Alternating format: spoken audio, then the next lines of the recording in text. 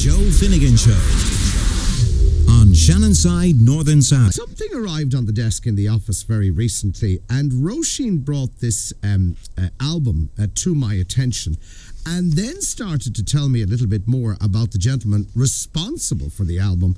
And when I read his story, I said to myself, let's get this guy into the studio and find out more, because this is a positive story, and we don't hear too many positive stories nowadays in the media, and we're doing our best, ladies and gentlemen. Believe you me, we're doing our best.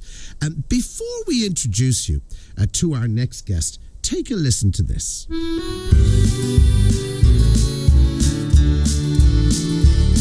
My story is a simple one. You've heard it all before.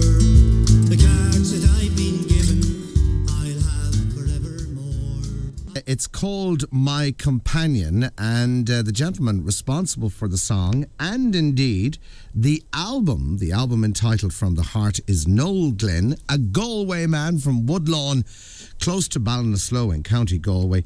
And Noel is with us in studio, and good morning to you.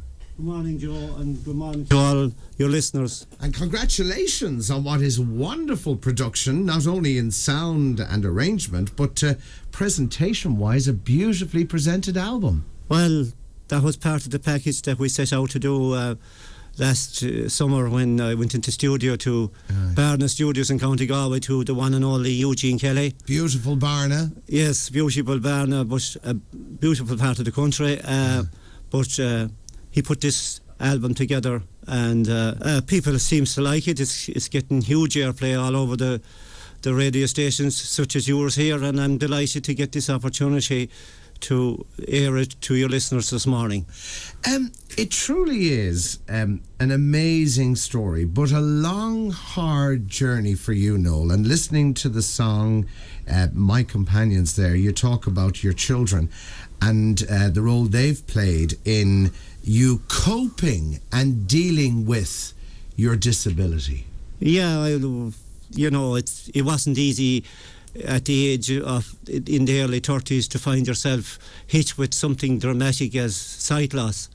And loads of questions you were asking yourself and asking everyone that you thought should have an answer, but no answer coming. And it was hugely demoralising, and everything else that goes with it, and then trying to bring up a young family.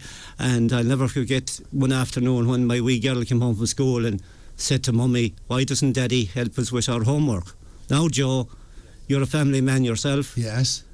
Can you imagine what that was like for me to hear that? And I had no answer for that wee girl at that time. Her mummy passed it off, like mummies do, but it stuck with me. It sticks with me today. But thankfully, God closed one door in regards to the sight, but he opened the door of being able to play music and being able to sing and talk to people. I found that I've got the courage, huge courage. I don't know from where, but somewhere, that I'm able to talk to you about it today. 12 years ago, I wouldn't be able to do this. But your story involves perfect eyesight up until 12, 13 years ago. Your condition, retinus pigmentosus. Yes, it's basically, as I was telling your researcher yesterday evening, Roisin. Yes. The basic layman's terms of it is RP for short, because it's a huge mouthful. Retinitis pigmentosus isn't easy to pronounce in any man's language. But you're born with perfect eyesight, and you had perfect eyesight up until, as I said, a decade ago. Yes. Well, it was failing for maybe a number of years before I actually noticed it myself. People close around me saw me kind of, being in difficulty. But basically what it does to you is, when you go up this morning to come in here to present your show, you have your shower. Yes. And when you go and you'll say, do I need to shave this morning? So you come out and you look in the mirror, and you look in the mirror after having a shower, your mirror is fogged and you can't see too well in the mirror. So you turn around to the towel rail and you wipe it clean. That's right. And hey presto, you can see yourself clearly. But in my case, that's what retinitis pigmentosus does. It fogs your vision, and fogs and fogs and fogs your vision until such time is you're left with a white blanket of fog in front of you. And you can imagine driving with full headlights in severe fog. What do you see? Nothing. So I thought going blind was going into darkness, but it's quite the contrary. What I see on a regular, constant basis is a white blanket of fog. Such is the case that I have to wear protective glasses that dims daylight and dims spotlights when I'm performing in venues. And trying to cope with this progressive illness, in that, not an illness, but this visual impairment. You know, people say, well, if you're born blind, one doesn't really know maybe what they're missing out on. But in your case, to suddenly realise, and once it's diagnosed and you're informed by doctors, look, progressively things will get worse. I mean, psychologically, how does one cope with that? Well, I've met people through the National Disability Forum that I speak for and go to meetings, annually, or maybe more than annually, a couple of times a year. And that has been struck down with blindness from birth or from a freak accident. Right.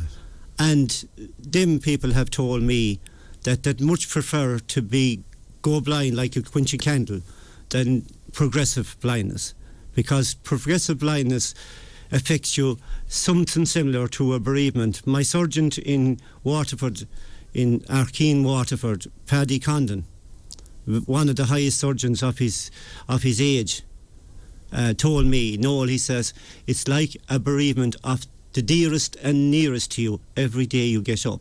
Progressive blindness such as yours. And that's what I've had to been dealt with and have to deal with for the last 12, 14 years, Joe. How do you stay positive? Has the music helped? Of course. I wouldn't be here today, lad, only for that music and song.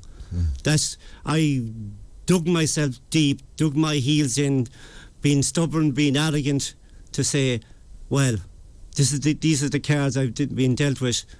You can't reshuffle the pack, so what have I got? So I have got my music and song, and thankfully, Joe, it has carried me through.